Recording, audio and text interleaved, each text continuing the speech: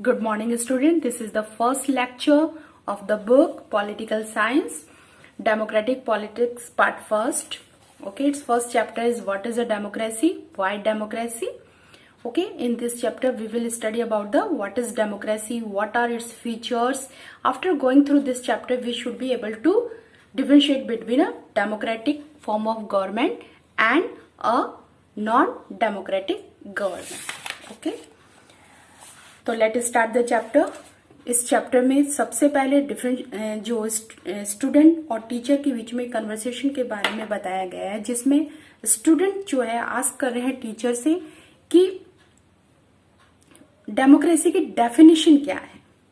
तो यहाँ पे उनको टीचर समझाने की कोशिश कर रही है कि एवरीडे लाइफ में हम बहुत सारी चीजें, बहुत सारे थिंग, बहुत सारे वर्ड्स ऐसे यूज करते हैं जिनकी हमें डेफिनेशन नहीं पता।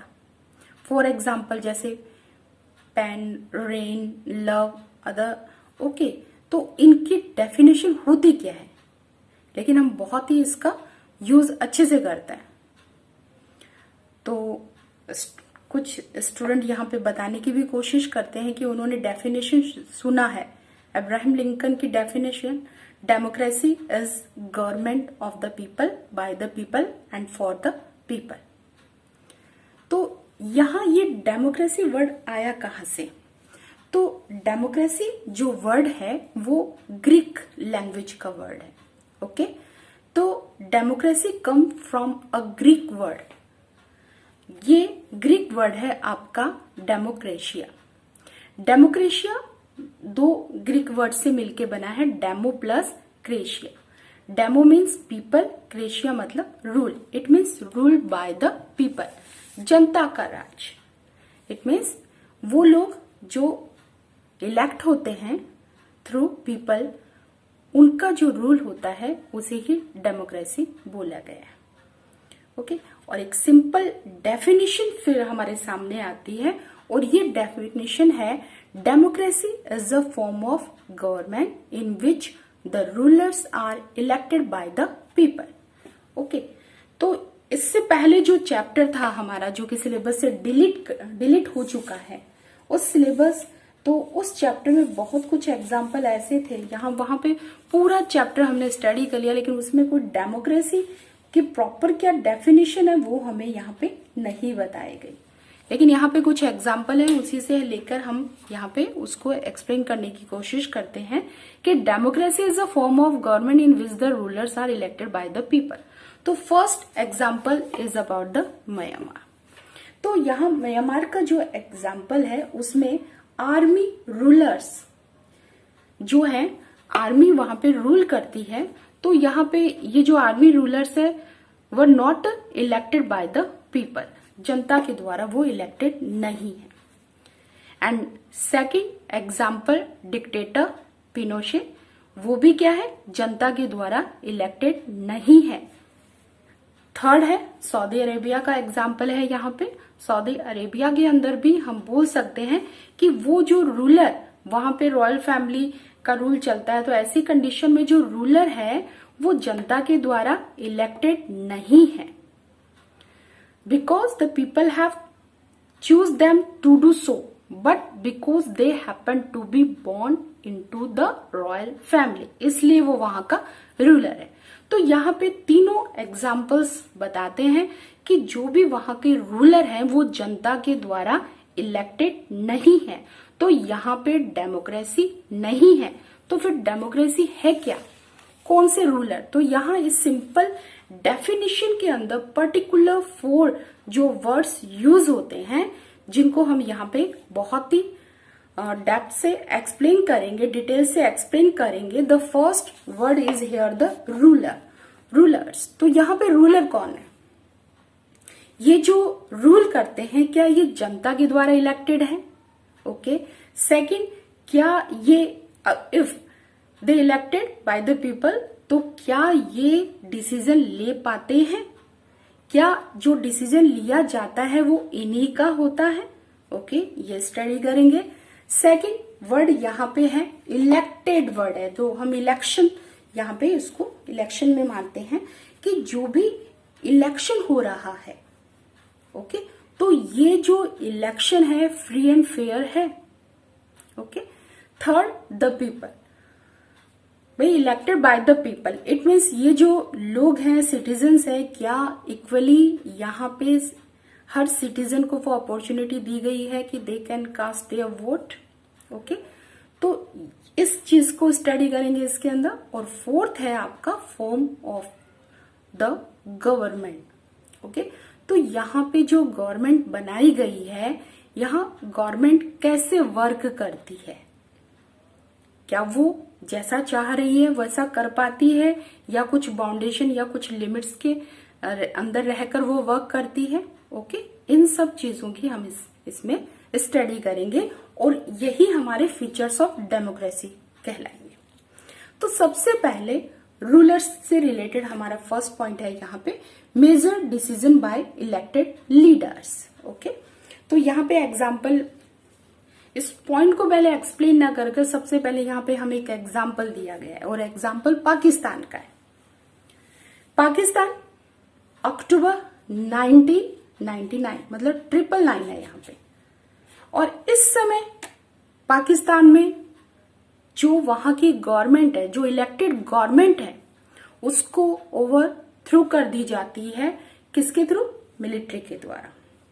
और उस समय जो वहां मिलिट्री का हेड था वो था जनरल परवेज मुशर्रफ।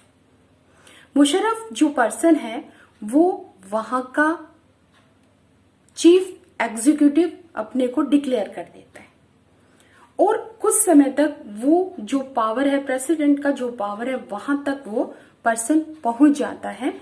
और 2002 के अंदर रिफरेंडम वर्ड यहाँ पे है। रिफरेंडम का मतलब होता है कि यहाँ पे आपसे यस और नो में ही आंसर पूछा जाता है, डायरेक्ट वोट आपका ही रहता है। तो रिफरेंडम के थ्रू वो आने वाले 5 इयर्स के लिए अपना जो टाइम है वो एक्सटेंशन कर लेता है।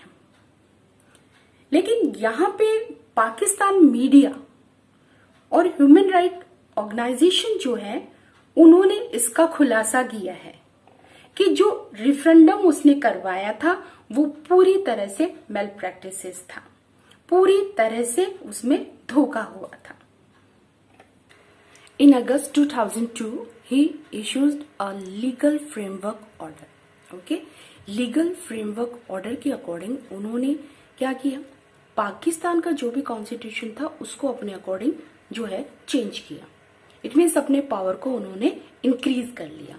दूसरा, जो भी सिविलियन कैबिनेट थे वहां जो वर्क करते थे उनको सुपरवाइज किया जाएगा नेशनल सिक्योरिटी काउंसिल के द्वारा, और ये जो है मिलिट्री ऑफिसर्स के द्वारा कंट्रोल की जाएगी। After passing this law, election were held to national and provincial assemblies. It means Pakistan अब इलेक्शन करवा रहा है। ओके, इलेक्शन में Pakistan has had election elected representative have some power. Okay, election में जो भी रिप्रेजेंटेटिव इलेक्ट होंगे उनको कुछ पावर दी जाएगी, बट द फाइनल पावर किसके हाथ में रहेगी? मिलिट्री ऑफिसर्स के हाथ में रहेगी। General Pervez Musharraf himself okay अपने हाथ में ही रखेगा। तो यहाँ पे बहुत सारे रीजंस है जिसके बेसिस पे हम बोल सकते हैं कि पाकिस्तान में डेमोक्रेसी नहीं है, लेकिन एक रीजन पर हम यहाँ फोकस करते हैं कि वो जो रूलर, वो पर्सन जो डिसीजन लेता है, क्या वो इलेक्टेड है। यहाँ केस तो बताता है कि सिर्फ और सिर्फ जो पार्लियामेंट में जो रिप्रेजेंटेटिव्स है वो ही इलेक्टेड है, लेकिन ये इलेक्टेड पर्सन जो है फाइनल डिसीजन नहीं लेते। The power to take final decision rested with army officers. Okay? तो यहाँ पे ये केस बताता है हमारा कि वहां पर इलेक्टेड लीडर के पास जो है डिसीजन लेने का पावर नहीं है, और जो रूलर है वहां का वो इलेक्टेड नहीं है। So this give us the first feature of a democracy. In a democracy, the final decision-making power must rest with those elected by the people. Okay. Second, fair and free electoral competition. Again, first of all, not given here the explanation, giving directly the example of China and Mexico. तो China का case क्या है यहाँ पे कि regularly held election there after every 5 years for electing the country's parliament. Okay, the name of the parliament is the National People's Congress. ये उसका नाम है पार्लियामेंट का, और इस पार्लियामेंट में लगभग 3000 मेंबर हैं. ओके, इलेक्टेड मेंबर हैं, लेकिन ये अलग अलग पार्टी से बिलोंग नहीं करते. वहां एक रूल बना हुआ है कि जो भी person want to contest in election, okay, क्या चाहिए उसे? चाइनीज कम्युनिस्ट पार्टी जो है उससे परमिशन लेनी पड़ती है. जो भी पर्सन इलेक्शन में पार्टिसिपेट करना चाहता है या इलेक्शन कॉन्टेस्ट करना चाहता है, तो ऐसी कंडीशन में उसे जो है चाइनीज कम्युनिस्ट पार्टी से ही परमिशन लेनी पड़ेगी. इस पार्लियामेंट के पास जो है पावर है कि वो जो वहां का जो प्रेसिडेंट है उसको अपॉइंट कर सके. तो यहाँ पे मल्टी पार्टी सिस्टम है ही नहीं. ओके, सेकंड केस है मैक्सिको का. यहाँ पे हम बोल सकते हैं कि एवरी 5 ईयर के बाद में इलेक्शन होता है, लेकिन मैक्सिको में यहाँ पे 6 ईयर आफ्टर इलेक्शन होता है. ओके, प्रेसिडेंट के लिए यहाँ पे 2000 अंटिल 2000 जो भी इलेक्शन होते हैं वो इलेक्शन एक ही पार्टी जीतती आ रही है. ओके, और ना किसी अभी तक यहाँ पे मिलिट्री और डिक्टेटर्स का रूल है. वन पार्टी यहाँ पे हमेशा जो है वो जीतती आई है. The name of the party PRI. Okay, institutional revolutionaries party.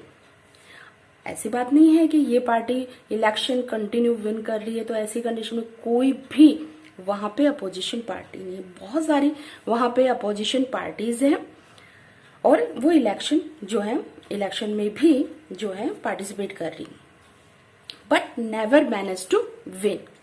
The PRI was known to use many dirty tricks to win election. Okay, result है कि क्यों वो इलेक्शन जीत रही है, तो उसके पीछे उन्होंने बता दिया कि हर बार इलेक्शन में जो है डर्टी ट्रिक्स जो है चालें खेली जाती है. ओके, तो कैसे वो PRI इलेक्शन जो है वहां पे हर बार जीत रही है. तो यहाँ पे why was every election won by the party called PRI in Mexico. Reason क्या है उसके पीछे, तो यहाँ पे ये क्वेश्चन पूछा जाता है कि क्यों हर बार वो इलेक्शन जीतती है. तो फर्स्ट, तो जितने भी गवर्नमेंट ऑफिसर्स हैं जो गवर्नमेंट के अंडर में काम करते हैं, एम्प्लॉयज है गवर्नमेंट के, had to attend its party meeting. और गवर्नमेंट स्कूल के जितने भी टीचर्स हैं वो फोर्स करते हैं पेरेंट्स को कि वो PRI को ही क्या करे, वोट करे.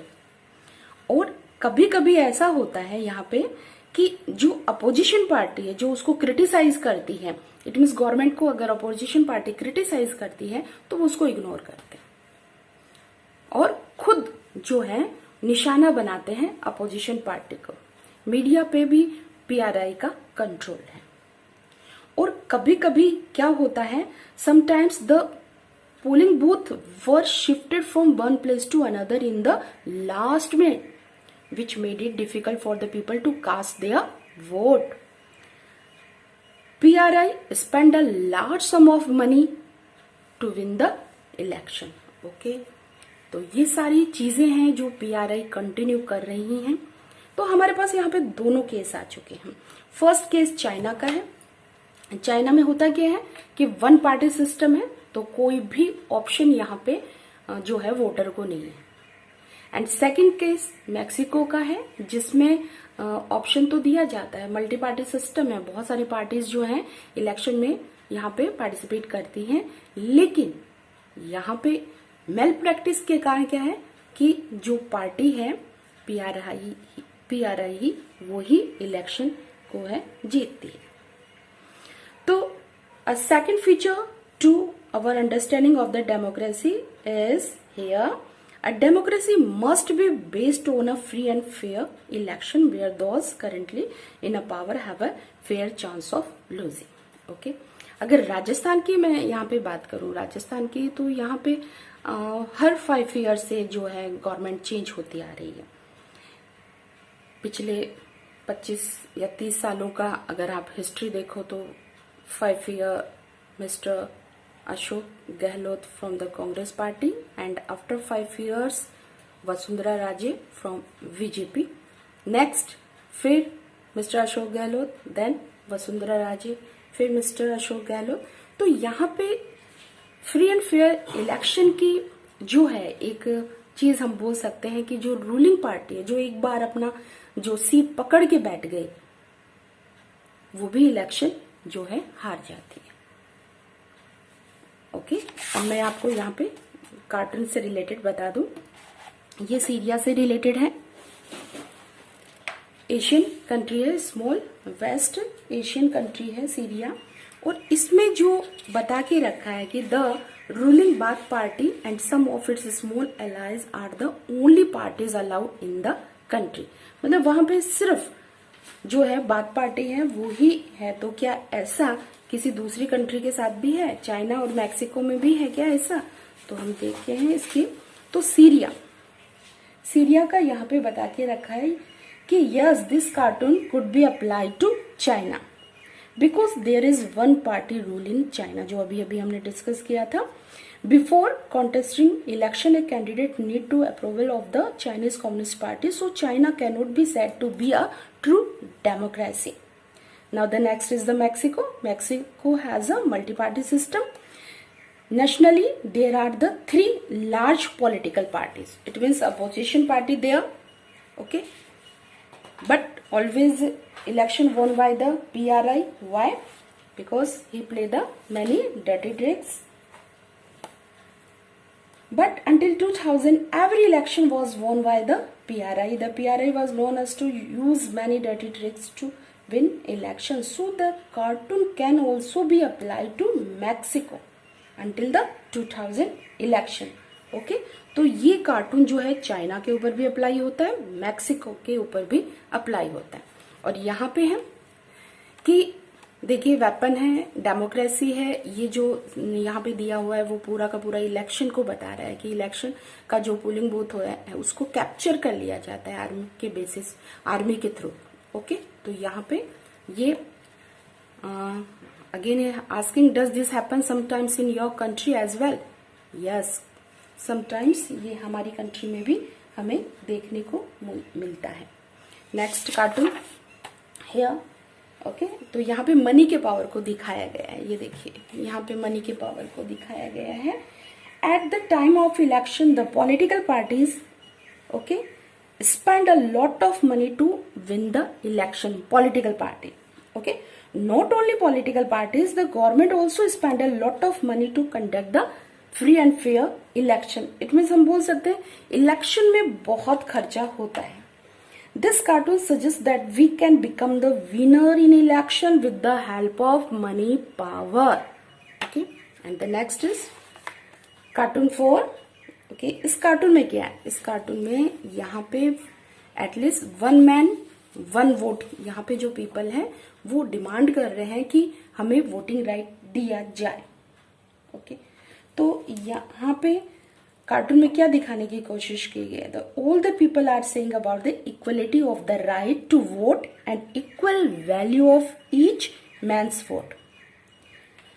तो यहाँ पे ये राइट्स उनको दिया जा रहा है, लेकिन बीच में कौन आया है यहाँ पे? US army.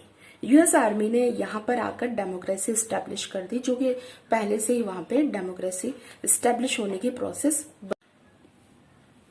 Okay, the third feature of the democracy is 1 person 1 vote 1 value. Okay, it means election हो रहा है और यहाँ पे जो भी सिटीजन है कंट्री के, उनको राइट होना चाहिए कि वो अपने वोट को कास्ट कर सके। ओके, लेकिन यहाँ पे जो भी वोटिंग राइट दिया जाएगा वो होगा यूनिवर्सल एडल्ट फ्रेंचाइज के बेसिस पे। इट मीन्स यहाँ पे जो भी पर्सन 18 ईयर से अबव है उनको वोट कास्ट करने का राइट होना चाहिए। तो यहाँ पे 3 एग्जाम्पल हमारे पास है। सऊदी अरेबिया की बात करें तो वहां पे 2015 तक वुमेन को वोटिंग राइट नहीं था। इट मीन्स सिर्फ और सिर्फ मेल को ही वोटिंग राइट था। तो इन दिस केस हम बोल सकते हैं कि वहां पर 1 पर्सन 1 वोट 1 वैल्यू जो है वो सिर्फ हाफ सिटीजन को ही है। एस्टोनिया का एग्जाम्पल है यहाँ पे कि रशियन माइनॉरिटी फाइन, वहां पे जो रशियन पीपल है जिनकी जो पॉपुलेशन बहुत ही कम है, it difficult to get the right to vote. Fiji का एग्जाम्पल है तो फिजी में जो वैल्यू है, जो वोट की जो वैल्यू है वो वहां पे जो इंडियन फिजियन जो भी लोग रहते हैं उनकी वोट की वैल्यू कम है इन कंपेयर टू जो फिजियन, वहां पे रियल फिजियन जो है वहां पे उसके कंपैरिजन में। तो ये तीनों केसेस जो हैं हमें ये बताता है कि यहाँ पे जो वोट है इक्वल अपॉर्चुनिटी लोगों को नहीं दी गई है। ओके, तो ऐसे कंडीशन में यहाँ पे 1 पर्सन 1 वोट 1 वैल्यू जो है वो क्लियर नहीं है, जो कि डेमोक्रेसी का 3rd फीचर है। तो according to this feature, in a democracy each adult citizen must have 1 vote and each vote must have 1 value. Okay, rule of laws and respect for rights. Okay, this is the 4th features. Okay, Zimbabwe का example है यहाँ पे just जो आपको features right दिया गया है उसको जस्ट एक्सप्लेन नहीं किया गया। सबसे पहले यहाँ पे स्टोरी के थ्रू आपको ये केस जो है वो समझाने की कोशिश की गई है। तो सबसे पहले एग्जाम्पल यहाँ जिम्बाब्वे का है। 1980 में जिम्बाब्वे जो है यहाँ पे इंडिपेंडेंट कंट्री के रूप में आता है और किसके कंट्रोल में रहता है, वो व्हाइट जो पीपल है ब्रिटेन के कंट्रोल में वो रहता है।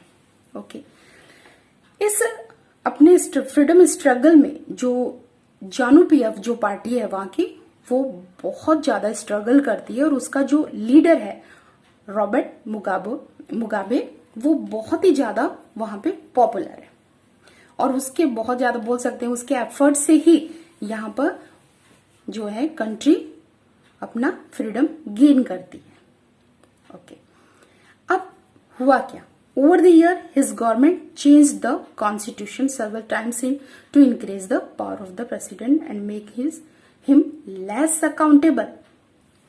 इलेक्ट होता है, इलेक्शन होते हैं, रेगुलर इलेक्शन जो भी होते हैं वहां पे जानु पीएफ जो पार्टी है वही इलेक्ट होती है, उसी का जो लीडर जो है वो हर बार वहां का प्रेसिडेंट बनता है।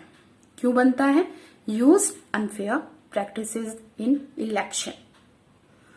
अपने पावर को कॉन्स्टिट्यूशन को चेंज करता है, अपने पावर को बढ़ाता है और जो है लेस अकाउंटेबल और कंट्री के प्रति वो जो है वो रिस्पॉन्सिबल नहीं रहता।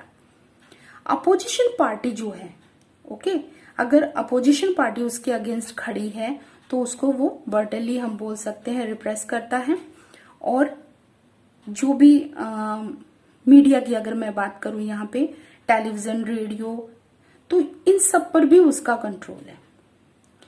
यहाँ पे न्यूज़पेपर वगैरह जो है वो इंडिपेंडेंट है, लेकिन अगर कोई भी न्यूज उसके अगेंस्ट आती है तो वो उस न्यूज पेपर जो भी पब्लिश कर रहा है उसके अगेंस्ट वो एक्शन लेता है।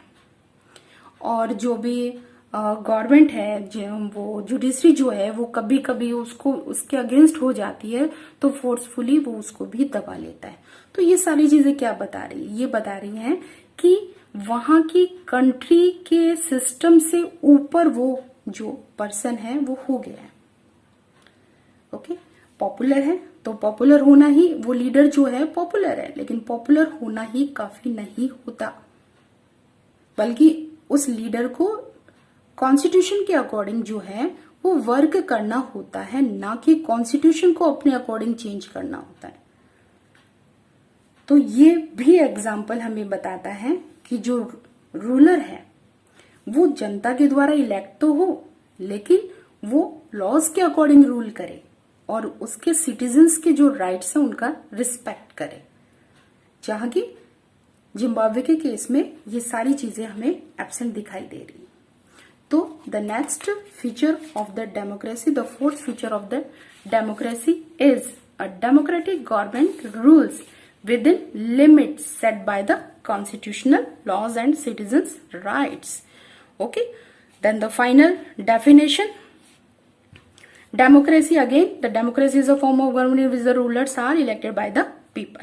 Okay, according to this definition, democracy is a form of government in which rulers elected by the people take all the major decisions. Second, election offer a choice and fair opportunity to the people to change the current rulers.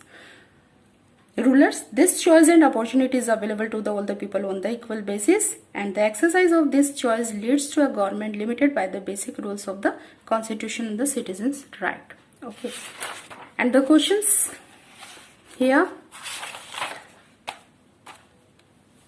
about the Pakistan. Okay कि यहाँ पे जो पाकिस्तान का जो ruler है, जो general है, okay, वो कैसे वहां पावर को गेन करता है.